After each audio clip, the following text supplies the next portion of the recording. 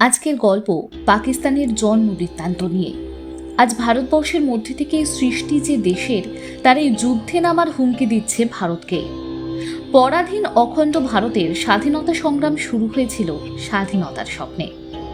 অবিভক্ত ভারতবর্ষের আকাশ ভরা ছিল মুক্তির এবং ব্রিটিশ শাসনের শিকল ভেঙে ফেলার উদ্দীপনায়।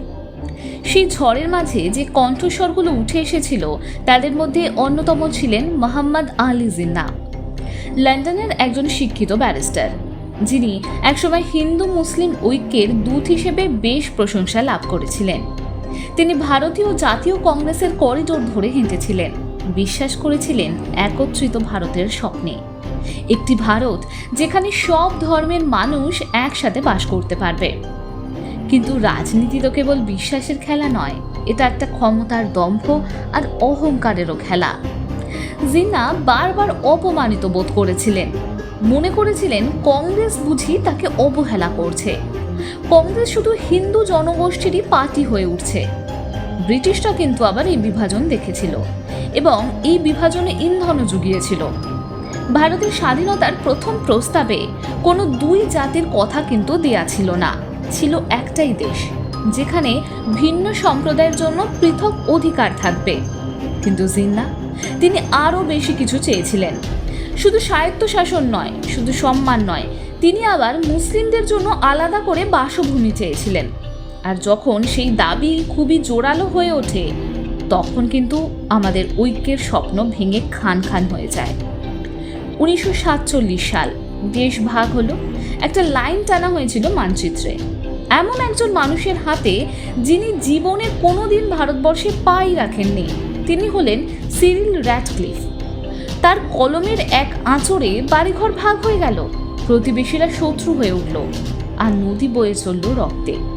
15 মিলিয়নের বেশি মানুষ সীমান্ত পেরিয়েছিল ওই সময়, দাঙ্গার শিকার হয়েছিলেন, আতঙ্কের সঙ্গী হয়েছিল। হিন্দু আর শিখরা পাকিস্তান থেকে পালিয়ে চলে এলো, এদিকে আবার মুসলিমরা পালিয়ে গেল ভারত থেকে, আর তাদের মাঝখানে লক্ষ লক্ষ মানুষ প্রাণ হারালো। সেই দিন থেকে আর কেউ আগের মতো হাসেনি, আর কেউ আগের মতো কাঁদেনি। তারপর আবার এলো কাশ্মীর, একটি রাজা দ্বারা শাসিত রাজ্য, পর্বতমালার পৌরাণিক কাহিনীর দেশ। তখন শাসক ছিলেন হিন্দু রাজা হরি সিংহ, কিন্তু সংখ্যাগরিষ্ঠ ছিল মুসলিম। তিনি ভারত কিংবা পাকিস্তান কোনো দেশেই যোগ দিতে চাননি, স্বাধীন থাকতে চেয়েছিলেন। কিন্তু পাকিস্তান আবার অপেক্ষা করেনি। পাকিস্তান সমর্থিত উপজাতীয় আক্রমণকারীরা পাকিস্তানে ঢুকে পড়ল।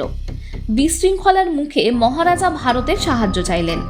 ভারত সামরিক সহায়তার বিনিময়ে চাইল আনুষ্ঠানিক যোগদানের দলিল। রাজা সই করলেন, ভারত সেনা পাঠালো, যুদ্ধ শুরু হলো। কিন্তু কাশ্মীর তখনও শান্ত হলো না, নিঃশব্দে জ্বলছিল। তারপর আবার উচ্চস্বরে। 80 দশকের শেষের দিকে উপত্যকায় আবার নতুন করে ঝড় উঠল। সশস্ত্র বিদ্রোহ ছড়িয়ে পড়ল দাবানলের মতো। সীমান্ত পেরিয়ে চোরা পথে প্রবেশ করলো জঙ্গিরা। ভারত আবার সেনা পাঠালো, শক্তি দিয়ে প্রতিরোধ করলো। কিন্তু এইসবের মাঝখানে কাশ্মীরি পণ্ডিতরা, যারা শত শত বছর ধরে সেখানে বাস করছিলেন, তারা আবার টার্গেট হলেন। হুমকি এলো, খুন হলেন, পালিয়ে যেতে বাধ্য হলেন। এক রাতেই গোটা পরিবার সেখান থেকে উধাও হয়ে গেল। মন্দিরগুলো অযত্নে পড়ে রইল।